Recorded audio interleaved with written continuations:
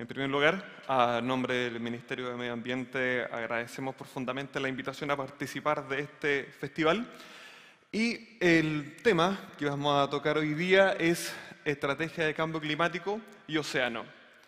Esta presentación va a estar dividida en tres partes. Primero, todo lo que tiene que ver con cambio climático, vamos a revisar la Ley Marco de Cambio Climático. Luego de eso, vamos a ver la importancia de los océanos y la forma en que el cambio climático está afectando a los océanos. Y por último, la tercera parte se va a tratar sobre áreas marinas protegidas. Una primera frase o una primera inspiración para llevar a cabo esta charla, y ojalá que sirva también de inspiración para todo este festival, es que la evidencia científica es inequívoca. Esto es una frase del IPCC. El cambio climático es una amenaza para el bienestar humano y también para la salud del planeta. Cualquier retraso adicional en una acción global concertada nos hará perder esta breve ventana en la que actualmente estamos y que se está cerrando rápidamente. Y esa ventana es la que nos va a asegurar un futuro en un planeta habitable, un futuro sostenible. Esta es el motor, el hilo conductor de toda esta exposición.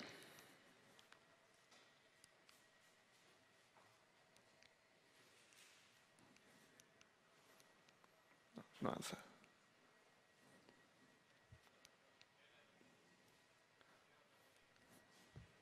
Ahí sí. Entonces, ¿cuáles son del Ministerio de Medio Ambiente? ¿Cuáles son los énfasis políticos que nosotros tenemos como conductores, como guía? El conductor está a partir del programa de gobierno, y el programa de gobierno dice que el Ministerio de Medio Ambiente tiene que dotar de contenido al compromiso. ¿Y cuál es el compromiso? Es ser el primer gobierno ecologista de Chile. Por lo tanto, este compromiso va a tener tres aristas fundamentales. La primera de ellas es la transición socioecológica justa. ¿Y a qué nos referimos? Es dar término a una actividad contaminante y transformar esta actividad o crear nuevas actividades económicas. La idea de la transición ecológica justa es que nadie se quede atrás. No podemos terminar, cerrar, culminar una actividad económica sin tener un plan. La idea es que este plan de esta transición sea justo, sea ecológico, sea sostenible. El segundo pilar de este desafío de dotar de contenido es la transversalización y la planificación de un enfoque ecológico tanto en el funcionamiento del gobierno y del Estado. La transversalización es importante porque acá nos está diciendo que no solamente el Ministerio de Medio Ambiente va a ser el encargado, sino que el trabajo es transversal para todos los servicios, para todos los ministerios. Y por último, la idea es pasar del diagnóstico a la implementación. Ya hay mucha información sobre el cambio climático, sobre el calentamiento global, sabemos lo que está pasando en Chile, sabemos lo que está pasando en las regiones. Entonces, la idea ahora es pasar de este diagnóstico, de toda esta información científica que tenemos, a la acción, a la implementación. Por supuesto, gradualmente, con planes pilotos, por ejemplo, y hacer escalamientos de forma descentralizada. Sobre la descentralización me voy a detener en un ratito más. Ahora, ¿cuáles van a ser los ejes que van a mover toda esta transición socioecológica justa? Los ejes son tres. Primero, y muy relevante, es la base en la ciencia.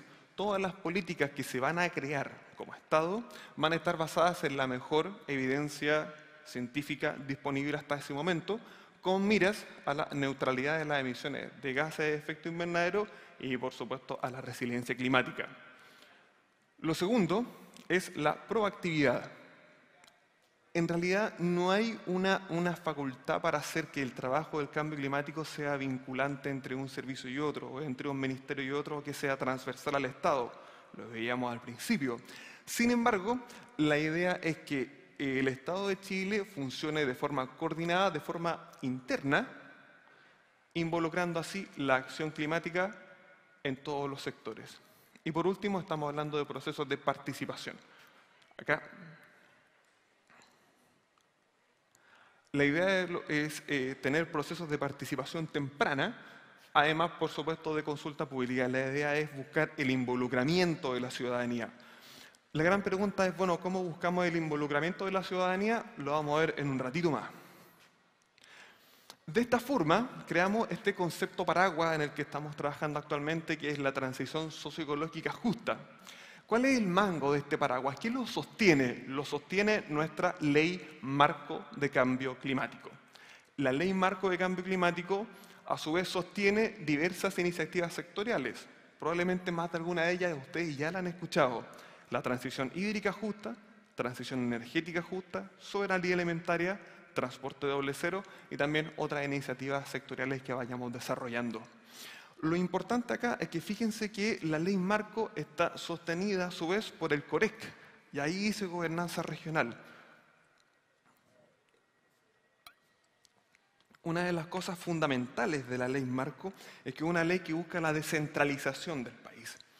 La gracia del COREC es que son los comités regionales de cambio climático. O sea, son comités que trabajan región a región, porque cada una de las regiones tiene diversos desafíos, tiene distintos desafíos, distintos diagnósticos, y el cambio climático los está afectando de forma diferente.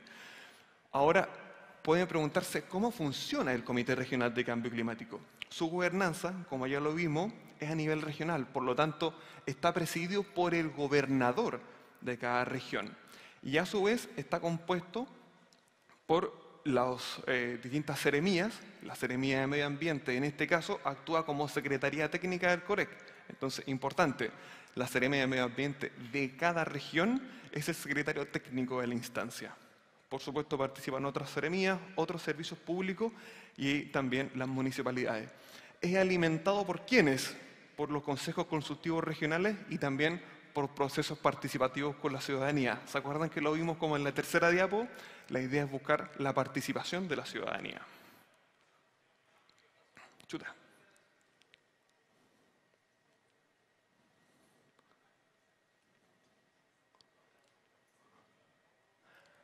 ¿Cuáles son los próximos pasos entonces? Primero, la promulgación de la ley ya está promulgada, año 2022 ya tenemos nuestra ley marco de cambio climático, eso fue en junio.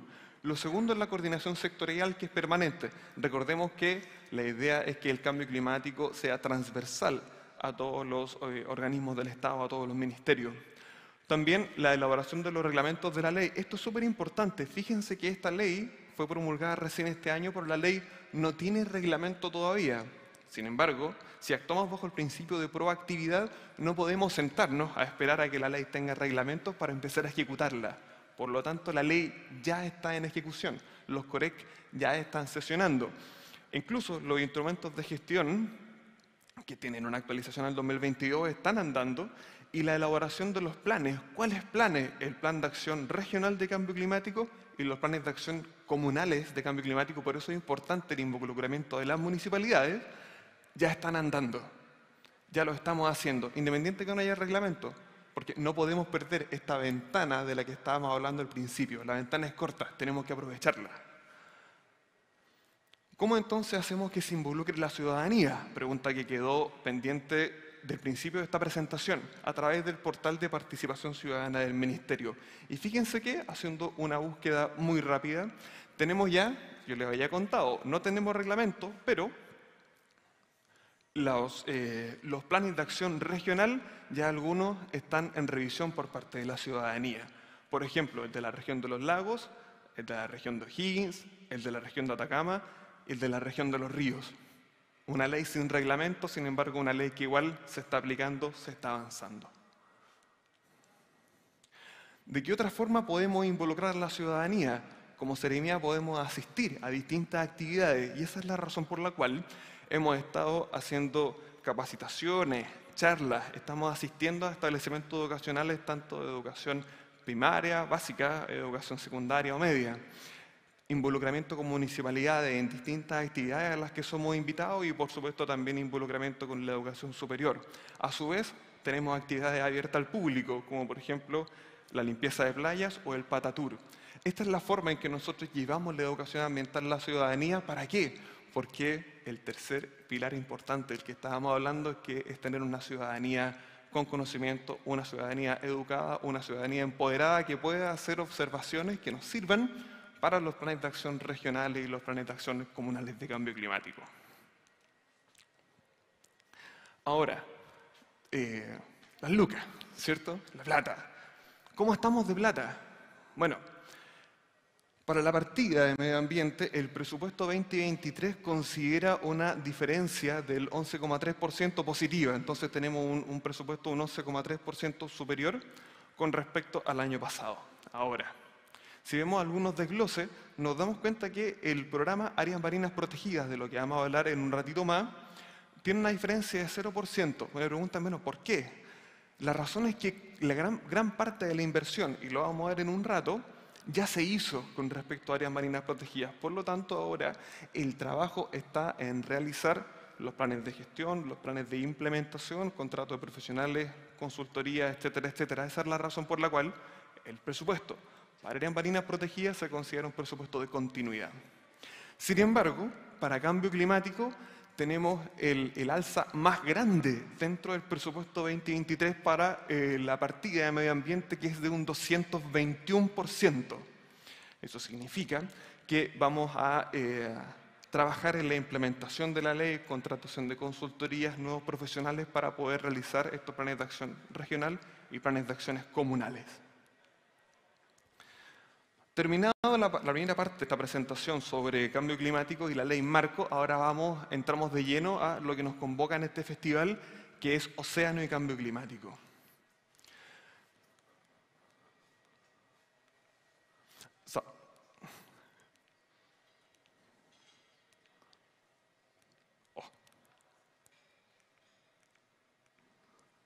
Hay un enanito acá adentro que me aprieta el botón más veces.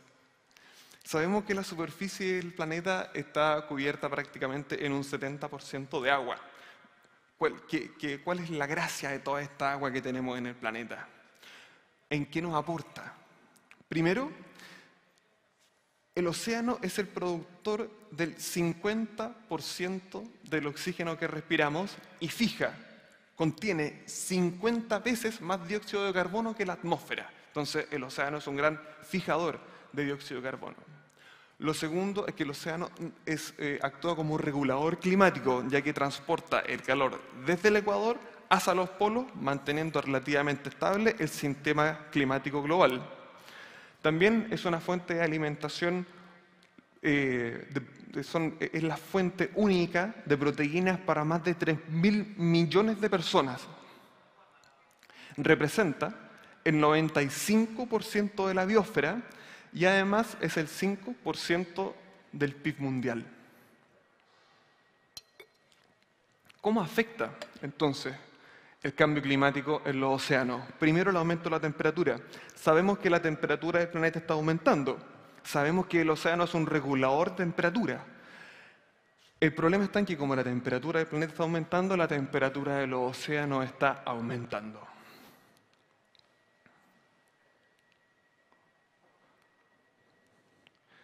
De la misma forma, el océano se está acidificando. ¿Por qué? Ya habíamos visto que el cambio climático se debe al calentamiento global y el calentamiento global a los gases de efecto invernadero, principalmente el dióxido de carbono, aunque hay otros como el metano, óxido nitroso, agua, ozono, etcétera, etcétera. Entonces, el océano, al fijar dióxido de carbono, se genera una reacción en el agua, del agua más dióxido de carbono, transformándose en ácido carbónico. Por lo tanto, mientras más CO2 tenemos en la atmósfera, más CO2 fija el océano y por lo tanto estamos teniendo una acidificación del océano. De igual forma, está disminuyendo el oxígeno disuelto. La disminución del oxígeno disuelto es principalmente por la llegada de fosfato, de nitrógeno al mar, además que el aumento de la temperatura hace que sea más difícil que se mantenga estable el oxígeno disuelto y se pierda oxígeno disuelto. Como está aumentando la temperatura, ya hemos visto algunos efectos en el derretimiento de los polos. Sabemos que si el planeta aumenta 1 grado más de temperatura, prácticamente vamos a perder la mitad del Ártico. Y como se están derritiendo los polos, por supuesto que aumenta el nivel del mar. Todos estos efectos, por supuesto, generan efectos dentro de los ecosistemas, generan presiones en los ecosistemas, hacen que empezamos a perder biodiversidad. Pero aparte de eso, tenemos otras presiones sobre los océanos. Estas presiones son también antrópicas, por ejemplo, construcciones en el borde costero, actividad pesquera y acuícola, actividades turísticas de navegación y, sobre todo, también contaminación por plásticos, por otros elementos, por metales. Si hablamos ahora de la contaminación del océano, voy a dar algunos datos. Por ejemplo, al año se están vertiendo 8 millones de toneladas de plástico al océano. Si lo vemos en una escala temporal más corta, significa estar botando un camión tolva lleno de plástico al mar por minuto. Un camión tolva lleno de plástico, botarlo al mar por minuto. ¿Qué significa esto? Que para el año 2050 el 99% de las aves marinas habrán consumido algún microplástico. Y para el mismo 2050 habrá la misma cantidad de peces que plástico en el mar. Como los peces ingieren esos plásticos, nosotros también los estamos ingiriendo. Ya hay un estudio que dice que una persona podría estar consumiendo 5 gramos de plástico a la semana. Esto es lo mismo que comerse una tarjeta de crédito a la semana. 5 gramos de plástico. Por lo tanto, como tenemos todas estas presiones sobre los océanos, viene la importancia, la tercera parte de esta presentación, las áreas marinas protegidas. ¿Por qué?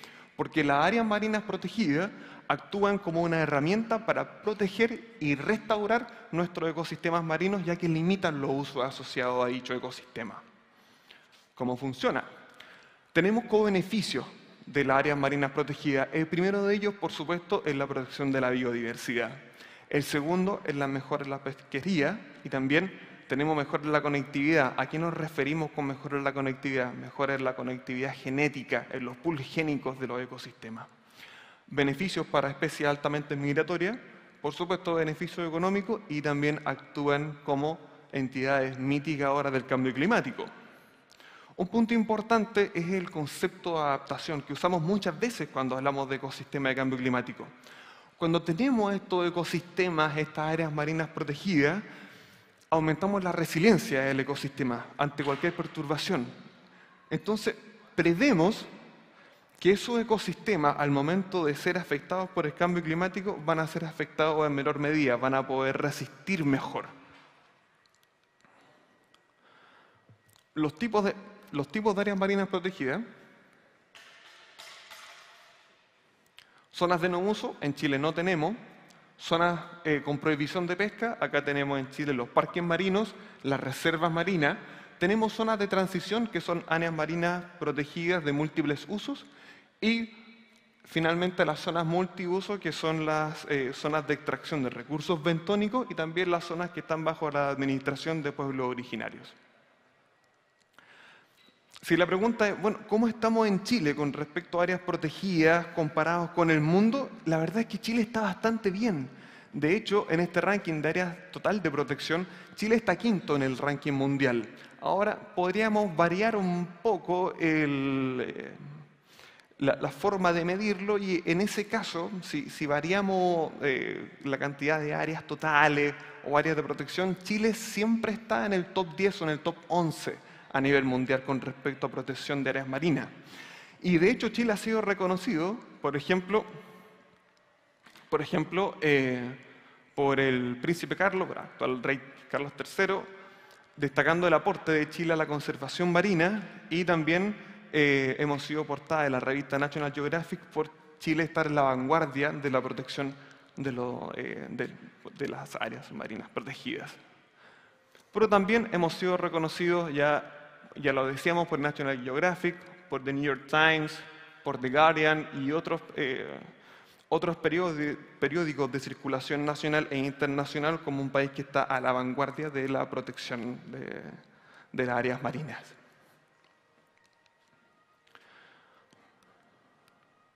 Ahora, ¿cuál era la meta? Nosotros teníamos la meta Aichi 11, al 2022 proteger un 10% de la área marina. Sin embargo, ya tenemos un 42,3% catalogado como área marina protegida. Entonces, cuadruplicamos la meta que teníamos al 2020. Esa es la razón por la cual Chile está en la vanguardia de la protección de áreas marinas. ¿Cuál es el problema? Es que mayoritariamente esa protección se encuentra en las islas oceánicas. Entonces, tenemos, por ejemplo, áreas protegidas en Rapa Nui, tenemos áreas protegidas en el archipiélago de Juan Fernández, tenemos áreas protegidas en Nazca y Desventurada, y tenemos áreas protegidas en el Estrecho de Magallanes. Si nos damos cuenta, para la escala de este mapa, las áreas protegidas costeras son chiquititas. Por lo tanto, la gran pregunta es, ¿son realmente representativas nuestras áreas marinas de protección? Y esa es la razón por la cual aún tenemos desafíos.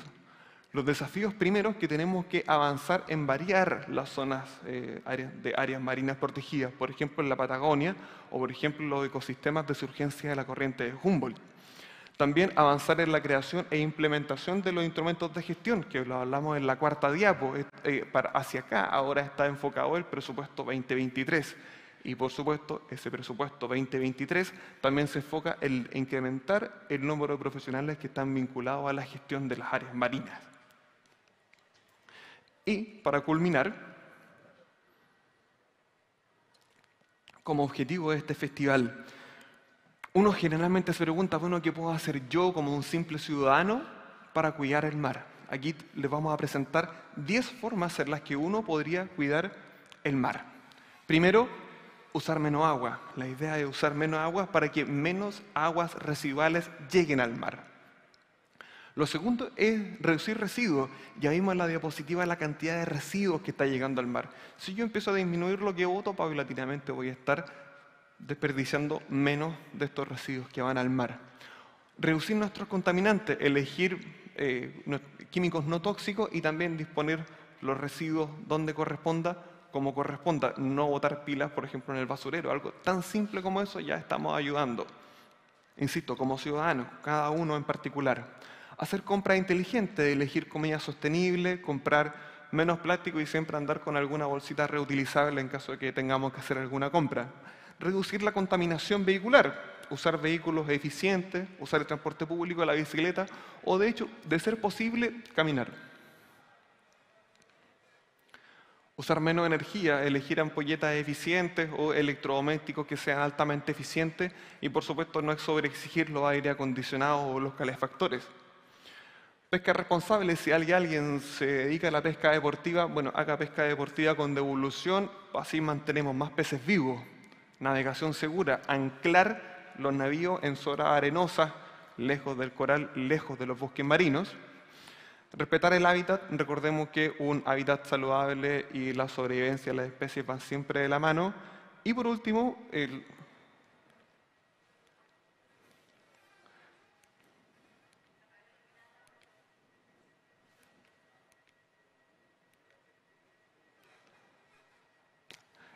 voluntariado. Participar como actividades, en las actividades, por ejemplo, de limpieza de playas como voluntario también es un tremendo aporte a los océanos. Ya vimos que, como en la foto, ¿cierto?, que teníamos participación como seremía en la actividad de limpieza de playas. Muchas gracias.